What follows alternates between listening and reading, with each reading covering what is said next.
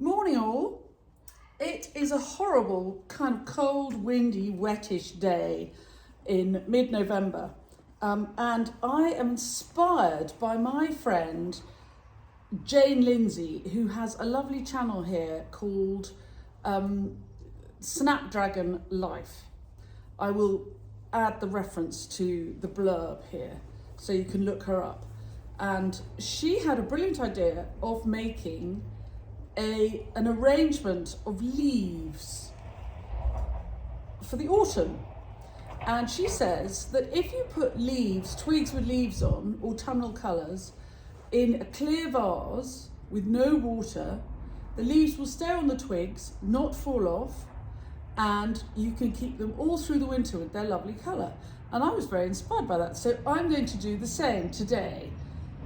The number one thing, so my number one tip, before we get any further, if you're going to do any arranging in glass, make sure the vase is clean and shiny. So I have washed this one up and given it, even though it was clean sitting on the shelf, but it had got a bit dusty, and I've given it a polish. I have dried it wet, because if you let something air dry on the side, like I often do, and you have very hard water like we do here in the south of England, then quite often the water will stain the glass and not look very beautiful. So a good way to start with a waterless arrangement in a glass vase is to polish the vase. If you have very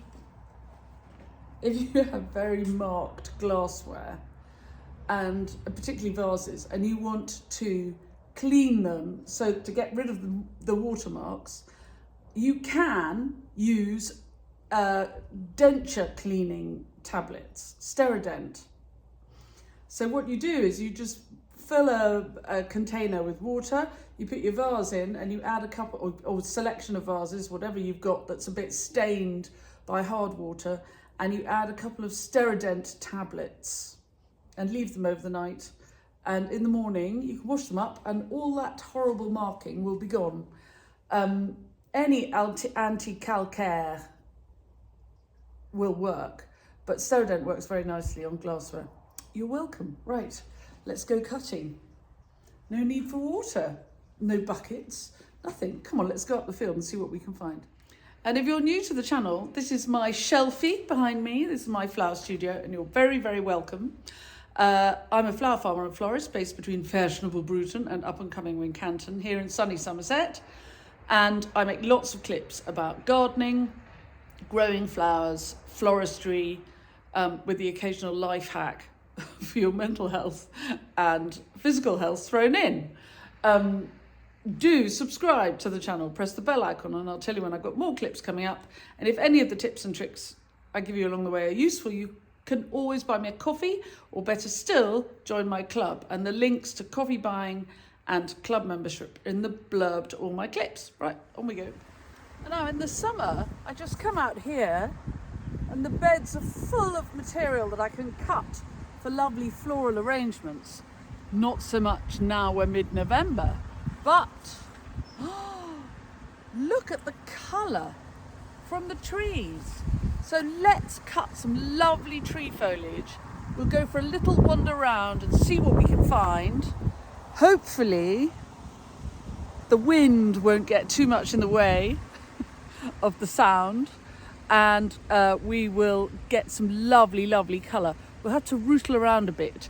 It's not so obvious, but it's good to go rootling. For those of you who know my 30 stem challenge of old, a good rootle around the garden, especially when you think there's nothing there, is very good for the garden, for you, and for the vase on your kitchen table. Come on, let's go and have a look. Apologies for the sound of the cement mixer at the project, which is my new studio going up behind me. Slowly, and there are tractors roaring up and down the road. It's anything but a quiet morning here at Common Farm. But let's have some of this lovely maple, shall we? And they look very nice just on their own. A little umbrella tree of golden leaves. And look at this colour, this gorgeous pin oak. Oh yes, we'll have some of you. And I'm enjoying some of the leaves falling. I'm going to arrange them when I deliver this to Number One. I'm going to take any fallen leaves and arrange them on the table as part of like a mini installation. How lovely is this hazel? I'll have some sprays of this. And the gorgeous colour of the viburnum opulus. Isn't that rich and delicious? And while I could have the phytocarpus in the background, I'm actually going to have this wild cherry because I like its delicacy and its reaching stems. And I love the way the wind has blown the leaves eastwards on this dark-stemmed willow.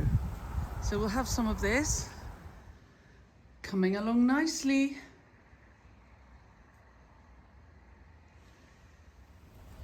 Spindle foliage is very lovely at this time of year. I think a little bit of this.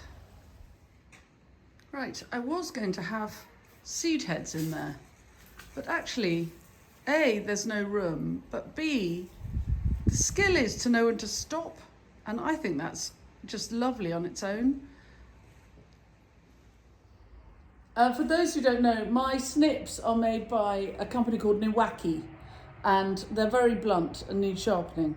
So I might do a whole tool sharpening clip, but not now. But that's where they come from, and they don't pay me to tell you that. I like them. They're neighbours. They're near Shaftesbury, which is about 20 minutes away. Anyway, I'm going to scoop all this up. I'm going to put these spare leaves in a little basket so that when I get to the Number One Bruton, I can arrange them artfully as part of the installation. What do you think? Do you like it? Make a comment if you do. And for the eagle-eyed amongst you, you've noticed that my apron is filthy. It's because I've been making wreath bases for my client in London. I've made 100 so far of a 270 order, getting there. So to deliver something like this, I'll take a useful box and put a couple of liner buckets to stop the container rolling around.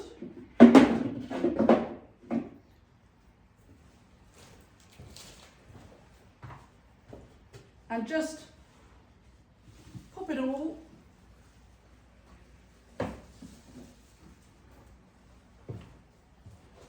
in the middle.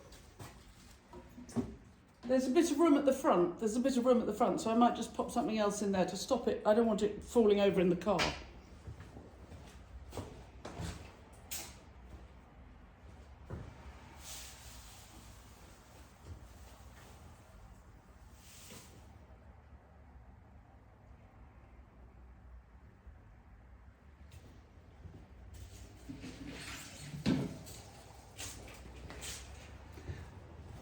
Another liner bucket will do.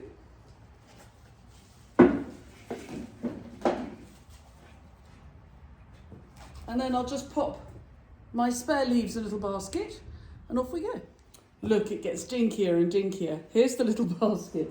This is a leftover from weddings in the summer when quite often the bridesmaids, little tiny flower girls, will have a tiny basket full of fresh petal confetti. So this must be left. I've got some of them on my shelf. It's just right for a little selection of leaves. I feel as though I'm arranging them.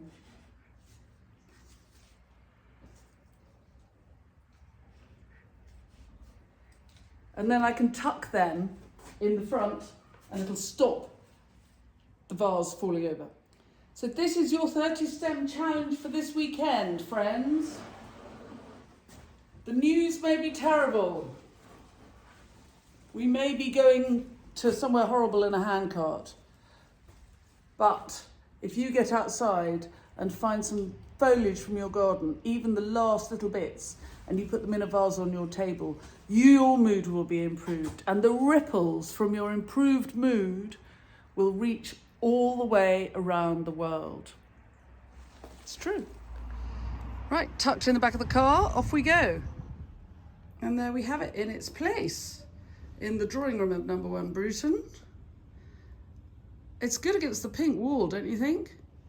And the scattered leaves, little detail. It's attractive along the mantelpiece and the windowsill. Housekeeping staff will curse me. But the leaves will just dry out slowly over the week, and I could leave them for longer. I won't. But isn't that attractive? A glass vase with lovely autumnal colour, just holding it there, the end of the season.